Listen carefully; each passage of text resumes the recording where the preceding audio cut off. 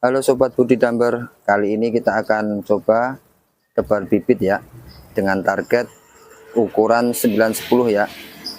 Karena kita punya bibit sendiri, jadi kita akan coba sortir ya. Nanti kita akan berikan edukasi beberapa tata cara sortir, tata cara pemilihan bibit unggul, sortiran pertama atau kedua, seperti itu ya. Jadi perlu diketahui bahwa bibit unggul atau bibit berkualitas adalah bibit sortiran pertama. Jadi ada beberapa teman-teman yang suka datang ke saya untuk membeli, jadi dia hanya terima beres saja ya. Biasanya dia Om kirim gitu kan, biasanya 1.500 atau berapa gitu. Usahakan untuk teman-teman budidamber, usahakan main ke tempat pembudidaya pemijahan atau bibit gitu kan. Diusahakan seperti itu, karena kenapa? Di situ kita bisa lihat sortir bibit ukuran pertama, ukuran kedua, atau yang terakhir, seperti itu. Jadi kali ini kita akan coba sortir untuk menemukan bibit sortiran pertama dengan kualitas bibit pasti bagus begitu. Kita akan coba ya, kita akan bongkar kolam ini, kita coba ikannya. Nah, ini adalah ukuran 78, 89, 9, 10 nya sedikit ya. Nanti kita akan coba ya. Kita akan coba sortir. Kita ambil sortiran pertama ya, untuk ditebar di kolam budidamber seperti itu. Oke. Untuk tata caranya nanti kita akan edukasi. Perlu diingat bahwa bibit yang kita tebar, coba tanya ke petani bagaimana kualitasnya, jangan asal beli saja. Kolamnya, asal bibitnya dari kolam tanah atau kolam terpal. Setelah itu bibitnya sortiran keberapa, seperti itu, dengan indukan apa, strain sangkuriang, mutiara, piton, dan banyak lagi, ada lele dumbo juga. Jadi strain juga berpengaruh terhadap pertumbuhan ikan dan target panen, seperti itu. Beda jenis pasti beda. Beda apa? Bedanya adalah beda timbangan, seperti itu. Katakanlah sangkuriang itu. Sangkuriang itu bisa sekilo, dengan 10 ekor bisa sekilo berapa, kalau mutiara berapa, piton berapa, karena beda kualitas ikannya ya. Kualitasnya besar kecilnya seperti itu. Jadi nanti coba bertanya kepada teman-teman yang penjual bibitnya, kualitas bibitnya seperti apa. Kita lihat, kita bisa main ke teman-teman pembibitan, kita tanya kualitas bibit seperti apa. Ciri-ciri bibit berkualitas bagus, aktif ketika kita melihat ikan seperti apa aktifnya. Nah, kita lihat aktif itu dalam artian dia tidak gantung ya, mau siang mau malam. Ketika diberikan makan dia aktif, lahap, seperti itu. Itu bibit berkualitas yang pertama. Yang kedua adalah sortiran pertama dan kedua, kalau bisa.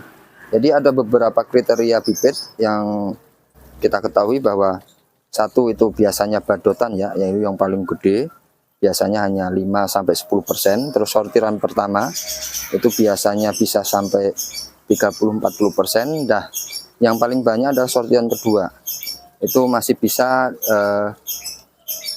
kualitas dibilangnya bagus sortiran kedua untuk kolam atas. Tapi untuk sortiran yang ketiga dan sebagainya itu adalah bisa dipakai untuk konsumsi dengan target yang sesuai dengan kolam tanah, seperti itu tadi. Tapi kalau untuk kolam terpal atau budidamber sendiri, itu biasanya harus sortiran pertama dan kedua. Kenapa? Karena kita ketahui bahwa budidamber itu habitat asli, ekosistemnya itu bukan di tanah ya.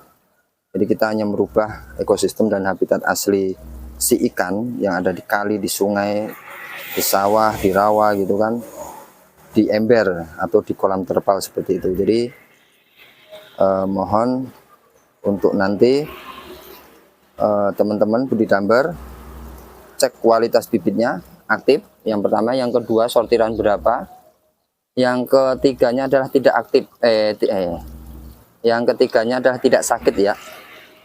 Otomatis itu tidak sakit. Jadi itu kualitas bibit yang harus diketahui teman-teman. Nah, kita akan coba sortir ya. Ini pakai dengan sortiran 910 ya. 910. Nanti yang turun itu adalah di bawahnya, misalkan untuk targetnya ada 910, kita pakai sortiran 910. Nah, yang brojol yang keluar itu bisa 67, 78, 89 dia akan keluar lah gitu kan. Seperti itu. Ini 910. Kita akan cari sortiran pertama dari bibit yang kita pelihara ya. Jadi kalau teman-teman beli bibit dari petani, nanti tanya sortiran keberapa. Kalau sortiran pertama dan kedua masih bisa lah. Nah, nanti kita akan sortir di sini. Nah, 910-nya nanti akan taruh di sini, kita akan hitung di sini. Targetnya adalah 400 targetnya. Mudah-mudahan ada ya sortiran pertama ya. Nah, ini kita akan bongkar coba. Oke. Nah, satu hal lagi yang perlu diperhatikan dalam tata cara penyortiran ikan ya. Kita lihat ketika ikan sortir seperti ini ada busanya ya. Nah, kita kasih minyak ya. Ini minyak goreng ya, atau minyak sayur dibilangnya. Nah, kita kasih sedikit saja. Ini tujuannya adalah ketika ikan stres, lendirnya itu keluar dan oksigennya tipis, sehingga ikan itu akan gagal adaptasi nanti. Nah, kita lihat. Nah, ketika ada minyak, dia tidak berbusa ya. Nah, ini alhamdulillah 910-nya ada. Nanti kita akan tanam di pelihara di budidambar seperti itu ya. Nah, ini 910. Nah, inilah ciri-ciri ikan sehat. Seperti itu, aktif ketika disortir. Nah, ukurannya rata. Seperti itu.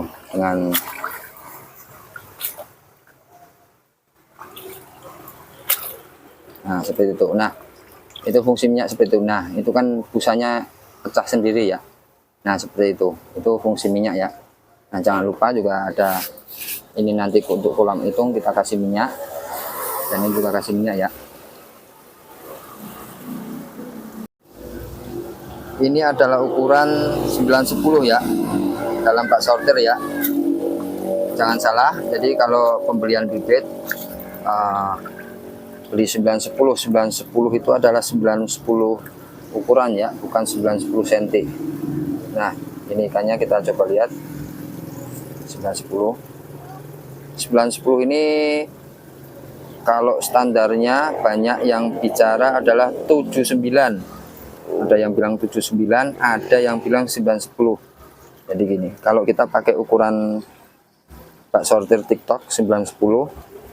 Nah, ini untuk totalnya itu sekilo isi 100 sampai 120.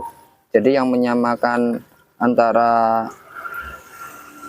sortiran 910 sama 79 itu adalah sampling per kilonya ya. Jadi 79 juga sama, sampling per kilonya itu adalah 100 sampai 120. Untuk 910 juga sama, 910 itu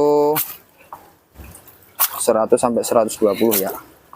Nah, ini tata cara sortirnya seperti ini. Kita kotak-kotak seperti ini supaya ikan 89, 78, 67 di bawahnya 910 itu turun begitu. Nah, gini. Oke. Nah, setelah itu kita pindahkan ke sini. Nah, seperti itu. Nah, ini kosong. Kosong, kita akan sortir lagi seperti itu. Oke, sobat budidambar. Ini adalah contoh ikan 910 ya, yang setelah kita sortir beberapa waktu yang lalu. Ini 910, sekilo isi 100 sampai 120. Ini ciri-ciri ikan sehat seperti ini. Aktif jika dia di bak ketika menghitung.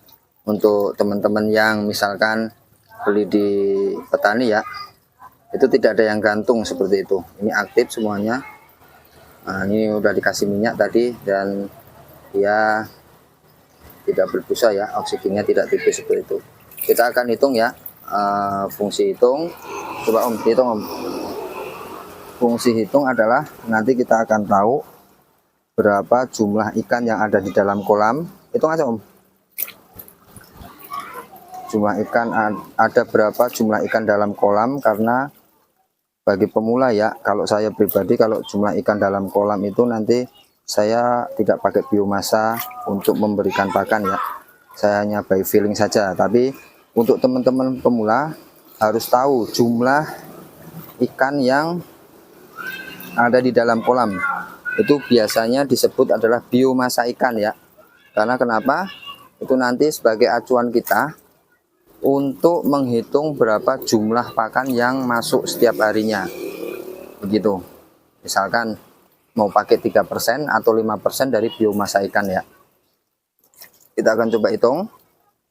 Ini Om Peri ya.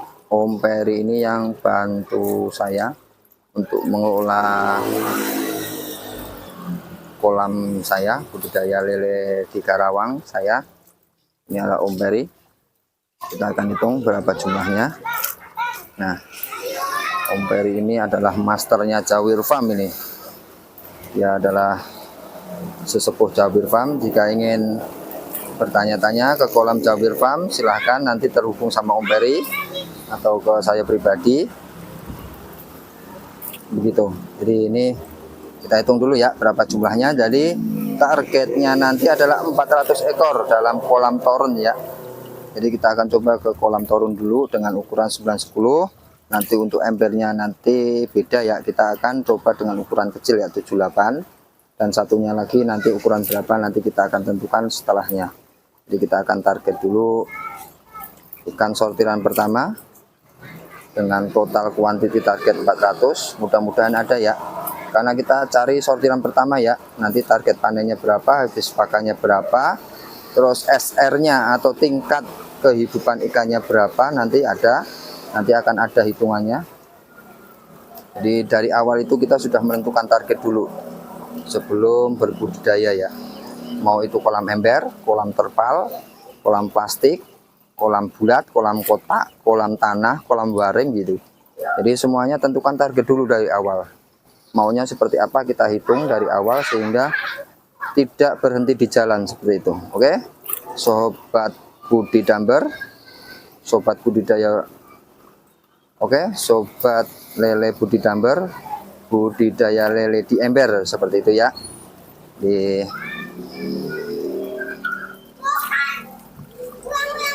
Nah,